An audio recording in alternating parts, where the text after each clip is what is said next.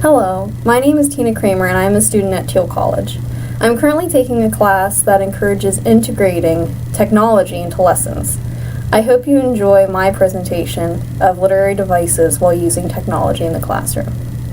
Alright class, so we're going to get started right away today. I have on the board a do now, and just in case you can't see it, I'm going to read it for you. So I have a word cloud up here, and I just want you to write down as many literary devices and their definitions as you can. But they don't have to come specifically from the word cloud. This is just to get your ideas started. So you can, we have the iPads today. You can write a note on your iPads, or you can get out a separate sheet of paper and do that. So I'm going to give you a couple minutes to do that. All right, it looks like everybody at least has a couple down, right? So can I have a volunteer from this group give me one that you have? All right, how about somebody from this group back here? Symbol. Symbol? Nice. Okay, so what's that? Symbol is could be an object in a work of literature that stands for an idea. Nice, very good. Do you have an example of that right off the bat? That one's a little bit more tricky because you don't have, it's not as easy as alliteration to come up with a rhyme. So one example I like to use is like a wedding band is a symbol for marriage or something like that. Bit of individual practice. So I already gave you guys when you came in the sheet and it says poetry exploration. Will somebody volunteer to read the directions to me? Yes, Allison. Use the poetry app to find your assigned poem, read the text, and learn more about the author. So a lot of you were asking what app we're going to be using today, and it's called the Poetry app. So if you can all take a minute to find that, and I'm just going to explain how it works before we get started. You're going to hit Explore Poems, and you're going to see like the hot air balloon in the background, it's green. And then you're going to see all the different poets, and there's going to be like air balloons floating around. Right there. Different ones, and I also have them written on the board. So we have Robert Frost, Emily Dickinson, and Kipling. But for Lord Byron, I did this one for you. So the author background information is he was born in London, 1788. He's a romanticist, and he has a history of romantic relationships. That was really important for him. And that's relevant to this poem specifically. She walks in beauty. So I'm going to go around and assign a poem to each group, and you're going to do one of these. So just one, but you're going to work together in your groups. And then as you finish, choose one person to be your spokesperson, and I'll go up and write on the board some background information, a literary device, why that device was used, and what you think this poem is about.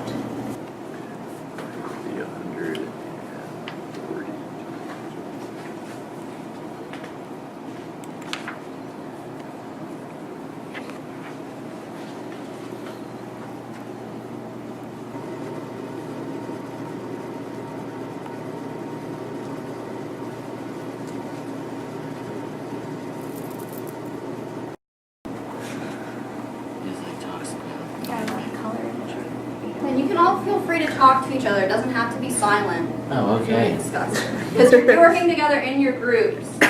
So if you want to talk about, is this really a metaphor? Is this really a simile? Whatever you need to discuss with your group, you can. Thank you, Ms. Kramer. You're welcome, Robert. You put your examples on the board. You're going to choose the best literary device.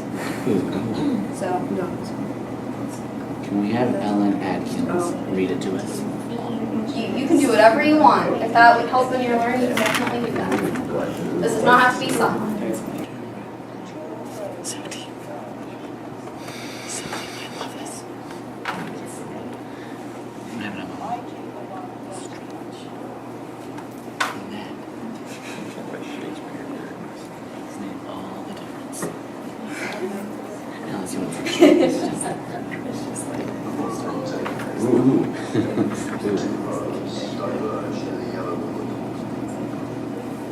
Oh, and something else, I didn't specifically say this too. If you're going to put a specific example, if you could just cite the line number, we're just going to practice that. So how you do that is basically, and I'll erase this shortly, but you put L for line, and it's in parentheses, and then the number. So if it's in the second line, I put a 2. Does that make sense?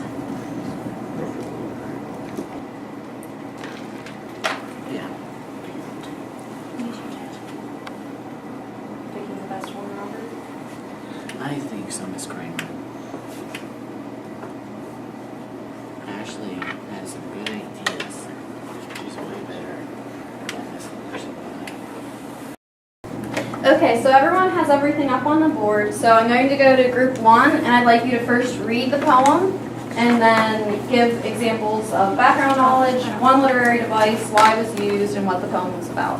And for everyone else in the class, you can either just listen if you want to keep your poem pulled up, or you can find the poem and follow along. The Road Not Taken by Robert Frost.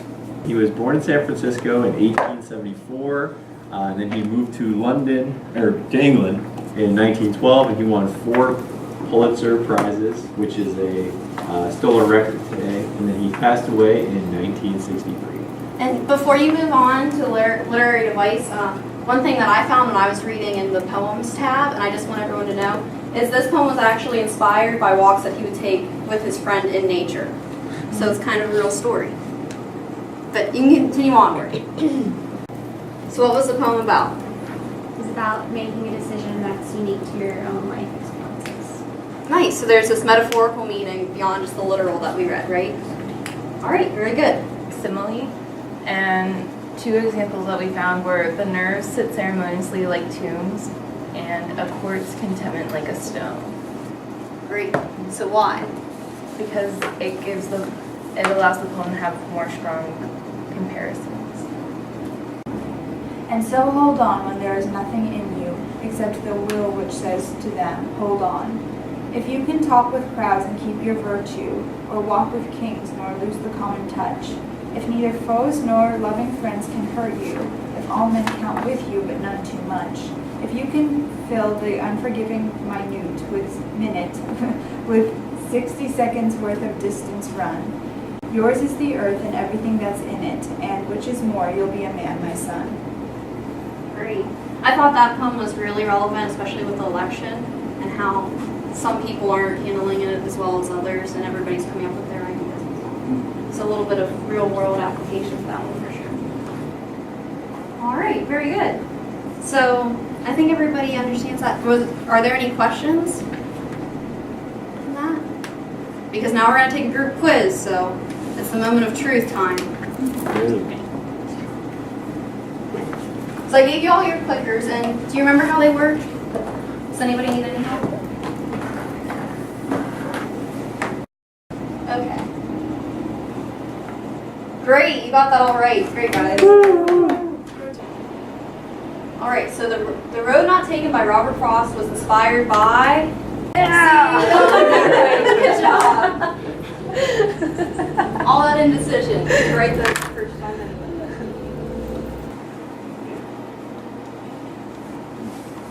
Oh, we got some different answers here. Okay, so I see what tripped you up. So what we put on the board of what this poem was about was life advice for the author's son. So I see why you said making decisions, but I was thinking more of the characteristics of an ideal person. Because I was thinking that Robert Frost's poem was more about making decisions. Does that make sense? Well, that's all for today, so thank you very much for participating, and have a great day.